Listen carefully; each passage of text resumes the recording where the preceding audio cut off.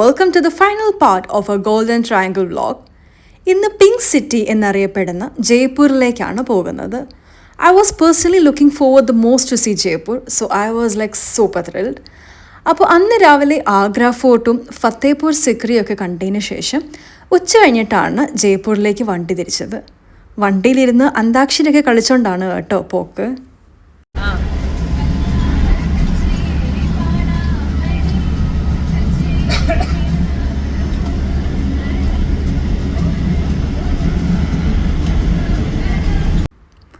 ഞങ്ങൾക്ക് തന്നെ പണ്ടേ ഒറ്റ പാട്ടിന് ലിറിക്സ് അറിയില്ല. അങ്ങോട്ടും ഇങ്ങോട്ടും മുഖത്തോട്ട് നോക്കിയിരുന്നപ്പം തന്നെ മനസ്സിലായി കാണുമല്ലോ അല്ലേ. വൈകുന്നേരം ആയപ്പം ജയ്പൂർ എത്തി. പ്രത്യേകിച്ച് ഒരിടത്തും അന്ന് വൈകിട്ട് പോയില്ല. ജസ്റ്റ് വണ്ടിയിലിരുന്നുകൊണ്ട് തന്നെ സിറ്റിയുടെ കുറച്ച് ഗ്ലിംസസ് ഒക്കെ കണ്ടു. നൈറ്റ് ടൈമിൽ ജയ്പൂരിൻ്റെ ബ്യൂട്ടി അത് വേറെ ലെവൽ തന്നെയാണ്. എസ്പെഷ്യലി ഹവാ മെഹൽ. അവിടുത്തെ ആ കുഞ്ഞു കുഞ്ഞു വിൻഡോസിലൊക്കെ ലൈറ്റ് ഇട്ടിട്ട് കാണാൻ വളരെ ബ്യൂട്ടിഫുൾ ആയിരുന്നു. പിന്നെ എന്തുകൊണ്ടാണ് ജയ്പൂർ പിങ്ക് സിറ്റി എന്നറിയപ്പെടുന്നതെന്നറിയോ? അതായത് 1876 Queen Victoria and Prince Albert visit ചെയ്യാൻ വന്നപ്പോൾ അവരെ ഇംപ്രസ് ചെയ്യാനാണ് അന്നത്തെ മഹാരാജ രാം സിംഗ് അവിടുത്തെ മിക്ക ബിൽഡിങ്സും പിങ്ക് പെയിൻറ്റ് ചെയ്തത്. അപ്പറൻ്റ്ലി പിങ്ക് ഡെപിക്സ് ഹോസ്പിറ്റാലിറ്റി, അതുകൊണ്ടാണ് ആ കളറ് ചൂസ് ചെയ്തത്. പിന്നെ കഴിഞ്ഞ വ്ളോഗിൽ മെൻഷൻ ചെയ്തിട്ടുണ്ടായിരുന്നു ആഗ്രയിൽ സരോവർ പോർട്ടിക്കോ എന്ന് പറഞ്ഞ ഹോട്ടലായിരുന്നു സ്റ്റേ ചെയ്തതെന്ന്. They had amazing room service, amenities, overall വളരെ കംഫർട്ടബിൾ ആയിരുന്നു. അതുകൊണ്ട് അവരുടെ ജയ്പൂരിലുള്ള ബ്രാഞ്ചാണ് സ്റ്റേ ഓപ്ഷനായിട്ട് പിന്നെയും ബുക്ക് ചെയ്തത്. അങ്ങനെ അടുത്ത ഒരു ഹോട്ടലിൽ നിന്ന് ഡിന്നറൊക്കെ കഴിച്ചിട്ട് ജയ്പൂരിലെ ഫസ്റ്റ് ഡേ റാപ്പ് അപ്പ് ചെയ്തു. നെക്സ്റ്റ് ഡേ മോർണിംഗ് ഹോട്ടലിൽ നിന്ന് തന്നെ നല്ലൊരു ഇംഗ്ലീഷ് ബ്രേക്ക്ഫാസ്റ്റ് ഒക്കെ കഴിച്ചിട്ടാണ് ഇറങ്ങിയത്. First stop is Amer palace. ഈ സൈഡിൽ കാണുന്ന ഹിൽസിൻ്റെ പേരാണ് ആരവലി. വീഡിയോയിൽ അത്രയും ക്ലിയർ അല്ല, മഴയൊക്കെ പെയ്ത് വിൻഡോസ് ബ്ലറായിട്ടിരിക്കുക. പക്ഷെ അതിൻ്റെ മുകളിലാണ് ഈ പാലസ് ലൊക്കേറ്റ് ചെയ്തിട്ടുള്ളത്. വണ്ടി നിർത്തിയെടുത്ത് ഇങ്ങനെ ഒരു പാസ്റ്റർ പോലെ ഉണ്ടായിരുന്നു. ആ ഒരു വ്യൂ എന്താ പറയുക, നമ്മുടെ ഈ കമ്പ്യൂട്ടർ സ്ക്രീൻ സേവേഴ്സ് ഒക്കെ ഇല്ലേ, അതുപോലെ ഉണ്ടായിരുന്നു. അത്രയും ബ്യൂട്ടിഫുൾ ആയിരുന്നു. പിന്നെ അവിടെ നിന്ന് വേറെ ഒരു വണ്ടി എടുത്ത് വേണം പാലസിലേക്ക് പോകാൻ.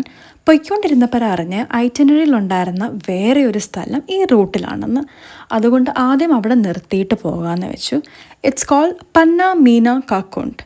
And trust me, this was hands down one of the most spectacular spots I saw in Jaipur. ഇതൊരു 200 ഫീറ്റ് ഡീപ്പ് സ്റ്റെപ്പ് വെല്ലാണ്. ഇത് ഞാൻ ലിസ്റ്റിൽ ആഡ് ചെയ്തപ്പം തന്നെ ഈ സ്റ്റെപ്സിൽ കൂടെ നടക്കുന്ന ഒരു സ്ലോമോ വീഡിയോ ഒക്കെ എടുത്തിട്ട് പോകണമെന്നായിരുന്നു എൻ്റെ ഒരു ആഗ്രഹം. പക്ഷേ ടു മൈ ഡിസപ്പോയിൻമെൻറ്റ് ഇറങ്ങാൻ അലൗഡ് അല്ലായിരുന്നു. ബട്ട് ഈ ഒരു സ്പോട്ട് ഒരിക്കലും മിസ് ചെയ്യരുത്. അവിടെ നിന്ന് ജസ്റ്റ് 4 minutes ഡ്രൈവേ ഉള്ളൂ ആമോ ഫോർട്ടിലേക്ക്. ഇവിടെ ഒരു ടൂർ ഗൈഡിനെ ഹയർ ചെയ്യുന്നത് നല്ലതായിരിക്കും, എന്നാലേ ആ ഒരു കംപ്ലീറ്റ് എക്സ്പീരിയൻസ് കിട്ടുള്ളൂ. Rajput and Mughal architecture combine ചെയ്തിട്ടുള്ള ഈ ഫോർട്ട് കൺസ്ട്രക്ട് ചെയ്തത് 1592 ബൈ രാജ മൻ സിംഗ് 1. ഇതിൻ്റെ ഉള്ളിൽ കാണാൻ കുറേ ഇൻട്രസ്റ്റിംഗ് ആയിട്ടുള്ള കാര്യങ്ങളുണ്ട്. Be it's designs, intricate carvings, architecture or grandeur.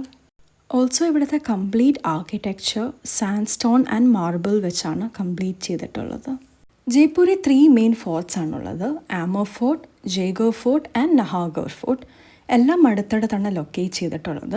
പക്ഷേ ടൈം കുറവായതുകൊണ്ട് ആമോ ഫോർട്ട് മാത്രമേ കവർ ചെയ്യാൻ പറ്റുള്ളൂ.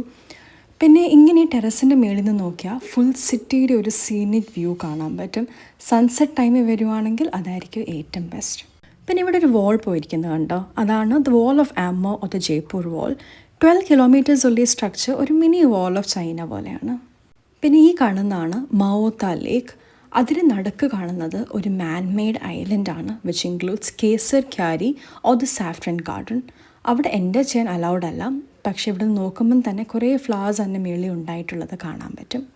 അടുത്തത് പോയത് ഈ ഫോർട്ടിൻ്റെ ഉള്ളിലുള്ളൊരു ഇമ്പോർട്ടൻറ്റ് ബിൽഡിംഗ് ആണ്, ഷീഷ് Mahal or the palace of mirrors. ഇതിൻ്റെ ഉള്ളിൽ ഒരു കാൻഡിൽ കത്തിച്ചാൽ മതി, ആ റൂം കംപ്ലീറ്റ്ലി ലിറ്റ് ആകും ബിക്കോസ് ഓഫ് ദ റിഫ്ലക്ഷൻ. പിന്നെ നല്ലൊരു ബാക്ക് ഡ്രോപ്പ് കണ്ടപ്പോൾ ഒരു റീൽ എടുക്കാമെന്ന് ഓർത്ത് നോക്കിയപ്പോൾ ഒരു കൊറിയൻ ടൂറിസ്റ്റ് ഞങ്ങളുടെ കൂടെ കളിക്കുന്നത് കണ്ടു. അപ്പം പിന്നെ ആ അങ്കിളിനെയും കൂടി കുറച്ച് സ്റ്റെപ്സൊക്കെ പഠിപ്പിച്ചിട്ട് കൂടെ കളിപ്പിച്ചു. അതിൻ്റെ ഫൈനൽ ഔട്ട്പുട്ട് ഞാനൊരു സെപ്പറേറ്റ് ഷോർട്സ് ആയിട്ട് ചാനൽ ഇട്ടിട്ടുണ്ട്, അത് കാണണേ. ആ next stop was Kanak Bagh garden. ഐറ്റിനറിയിൽ ഇല്ലാത്ത ഒരു പ്ലേസ് ആയിരുന്നു, പക്ഷേ ഡ്രൈവർ സജസ്റ്റ് ചെയ്തുകൊണ്ടാണ് ഇവിടെ പോകാമെന്ന് വെച്ചത്. ഡൽഹിയിൽ കണ്ട ലോധി ഗാർഡൻസിൻ്റെ അത്രയും ബ്യൂട്ടിഫുൾ അല്ലായിരുന്നു, പക്ഷേ ഈ ചൂടത്തുനിന്നൊരു റിലീഫ് ഉണ്ടായിരുന്നു ഇവിടെ എത്തിയപ്പോഴത്തേക്ക്. അവിടുന്ന് നേരെ പോയത് സിറ്റി പാലസിലേക്കാണ്. ഇതിൻ്റെ ഉള്ളിൽ കുറേ ബിൽഡിങ്സ് ഉണ്ട്, including Mubarak Mahal, Chandra Mahal, Sabha Niwas and different galleries within the museum. കയറുമ്പം തന്നെ അവരൊരു മാപ്പ് തരും for easy navigation. The royal family of Jaipur ഇപ്പോഴും ഇവിടെ റിസൈഡ് ചെയ്യുന്നുണ്ട്, ഓൾദോ ആ ഒരു area is like fully restricted for public. Princess Diya കുമാരിയുടെ എൽഡേഴ്സ് സൺ മഹാരാജ സവായി പത്മനാഭ് സിംഗ് ആണ് ഇപ്പോഴത്തെ king, and is just like 26 years old. പിന്നെ ഈ കാണുന്ന ഒരു ഡോറാണ് പാലസ് ഓഫ് ഇല്യൂഷൻസ് എന്ന് പറഞ്ഞ നോവലിൻ്റെ കവർ പേജായിട്ട് കൊടുത്തിട്ടുള്ളത്. 3:30 കഴിഞ്ഞിരുന്നു സിറ്റി പാലസിൽ നിന്ന് ഇറങ്ങിയപ്പോൾ.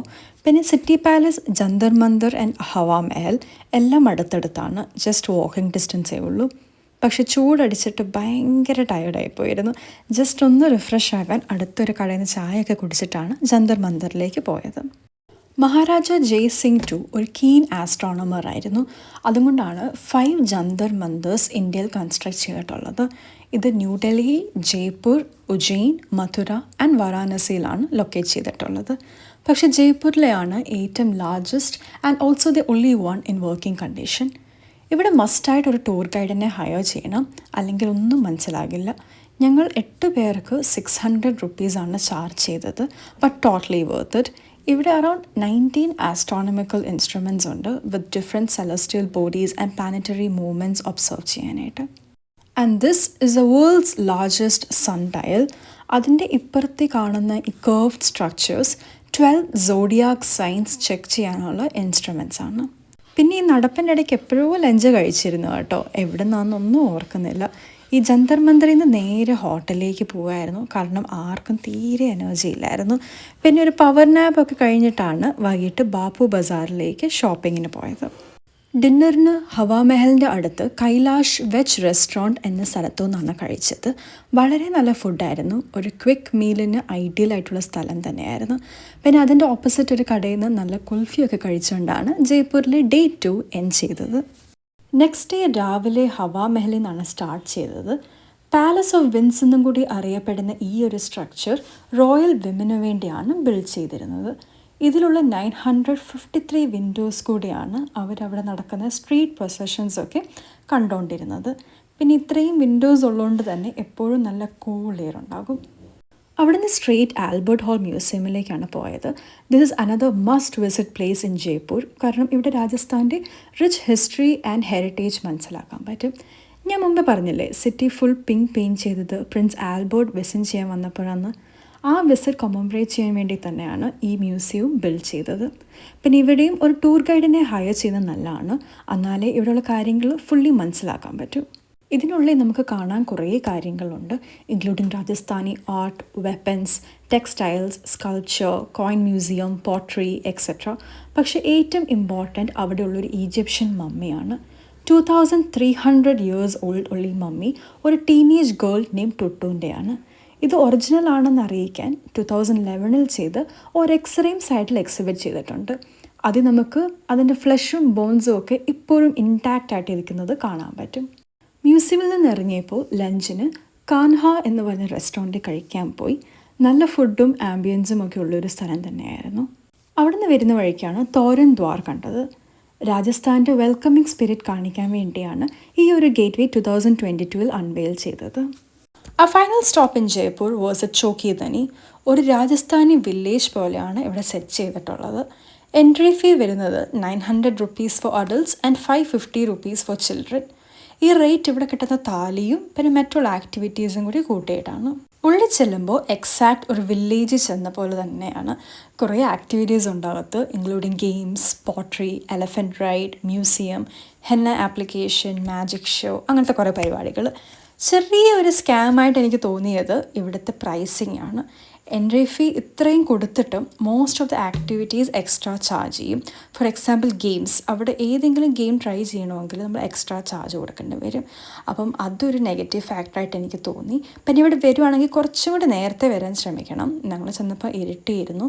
കുറച്ചും കൂടി വെട്ടമുള്ള സമയത്താണെങ്കിൽ കൂടുതൽ എൻജോയ് ചെയ്യാൻ പറ്റും. ഇവിടുന്ന് ചെല്ലുന്നത് താലി കഴിക്കുന്ന ഏരിയയിലേക്കാണ്. കുറച്ച് വെയിറ്റിംഗ് ഉണ്ടായിരുന്നു, പക്ഷെ നല്ല ഒത്തൻറ്റിക് താലി ട്രൈ ചെയ്യാൻ പറ്റി. അവിടെ ഉണ്ടായിരുന്ന ഒരു uncle was so sweet to explain every dish on the plate as well. Okay, please बताइए क्या क्या है? ये चूरमा है ओके, वो क्या से बना है? गेहूं का आटे का चूरमा होता है, गेहूं का आटा होता है ना, हाँ हाँ। मोटा मोटा पीस के इसका फिर वो बनाते हैं लड्डू। ओ कंडे में सेकते हैं इसको, फिर इसके अंदर घी और पूरा मिलाते हैं छान के। हाँ। ये चूरमा तैयार हो गया।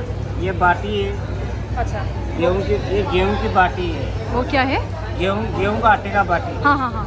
बाटी जैसे आप करके बनाते हैं ना, लोहे मोटा मोटा कंडा में बाटी सेक के फिर घी के में डाल देते हैं। कचौरी और इसमें क्या अंतर है? ये दाल की कचौरी है, ये बाटी है। हाँ। So after the first round, we again got some khichdi. I'm not sure what it is made out of, and ghee and sugar on top of that. Then we got some rice and papad. The rice is supposed to be eaten with the dal, which we got earlier, and then we got some jalebi as well. We gotta try that. Meal authentic ആണെങ്കിലും ആ flavours ഒന്നും ഞങ്ങൾക്ക് അത്ര ഇഷ്ടപ്പെട്ടില്ല. പിന്നെ നിലത്തിരിക്കാനും ഭയങ്കര uncomfortable ആയിരുന്നു. അതുകൊണ്ടും കൂടി ആയിരിക്കും ചിലപ്പോൾ മീൽ അത്ര എൻജോയ് ചെയ്യാൻ പറ്റാഞ്ഞത്. പിന്നെ ചാസ് മാത്രം കുറേ കുടിച്ചുകൊണ്ട് അവിടെ നിന്ന് ഇറങ്ങി. Overall we did not have the best experience at Chokhi Dhani. But Rajasthani flavours try ചെയ്യണമെങ്കിൽ ഞാൻ ഈ പ്ലേസിൽ തന്നെ വരാൻ റെക്കമെൻഡ് ചെയ്യും. അങ്ങനെ ഡേ 3 ഇൻ ജയ്പൂർ റാപ്പപ്പ് ചെയ്തു. ഫുൾ ട്രിപ്പിനെ കുറിച്ച് പറയാനാണെങ്കിൽ ഇറ്റ് വാസ് റിയലി ഫൺ. കുറേ നല്ല എക്സ്പീരിയൻസ് ഉണ്ടായിരുന്നു. പക്ഷേ അറ്റ് ദ സെയിം ടൈം നല്ല ഹെക്ടിക്കും ആയിരുന്നു, with so many places to cover in such a short time. പിന്നെ ഇങ്ങനൊരു ട്രിപ്പിന് വരുമ്പോൾ മസ്റ്റായിട്ട് ചെയ്യേണ്ട കുറേ കാര്യങ്ങളുണ്ട്. Firstly timing.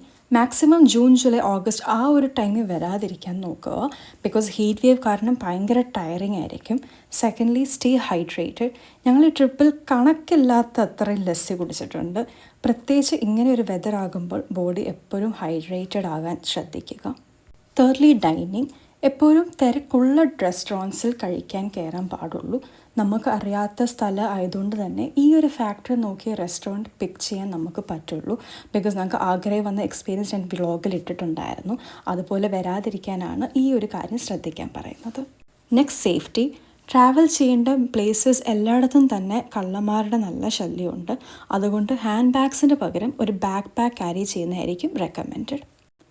പിന്നെ സ്റ്റുഡൻറ്റ് ഐ ഡി ഉണ്ടെങ്കിൽ അതും ഹാൻഡി ആയിരിക്കും, കാരണം മോസ്റ്റ് ഓഫ് ദ പ്ലേസസിൽ എൻട്രി ഫീ ഡിസ്കൗണ്ടഡ് ആണ് for students. Next, drivers commission കിട്ടാൻ വേണ്ടി റാൻഡം ഷോപ്സിലൊക്കെ കൊണ്ടുപോകും.